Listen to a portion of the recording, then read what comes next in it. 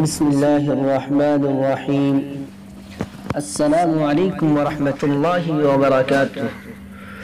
صوت الاسلام Vasco zone میں مکتب فرقان کی جانب سے ہم اپنے یوٹیوب چینل صوت الاسلام میں خیر مقدم کرتے ہیں۔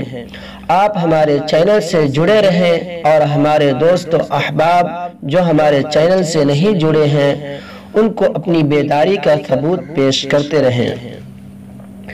نورانی قاعدہ کے پڑھنے کے قواعد و ضوابط آپ کے سامنے پیش کرتے ہیں۔ نورانی قاعدہ سیکھنے کی بنیادی کتاب ہے۔ جتنا ہم مضبوط پڑھیں گے اتنا ہی قرآن کو پڑھنے میں آسانی اور سہل ہوگی۔ اللہ ہم کو مزید ترقی عطا فرمائے اور قرآن کو قواعد و ضوابط کے ساتھ پڑھنے کی توفیق عطا فرمائے، آمین۔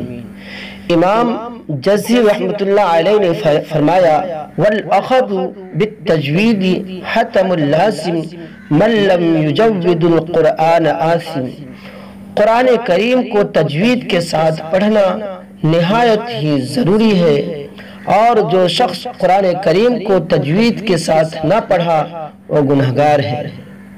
تو چلیے آج ہم قرآن کریم کی مناسبت سے حروف تہجی کی مشق کرتے ہیں۔ اعوذ باللہ من الشیطان الرجیم، بسم اللہ الرحمن الرحیم۔ رب یسر ولا تعسر وتمم بالخير وبك نستعين يا فتاح رب زدني علما رب زدني علما رب زدني علما۔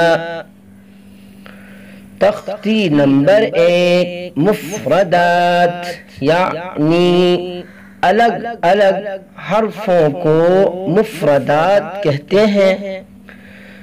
الف با، الف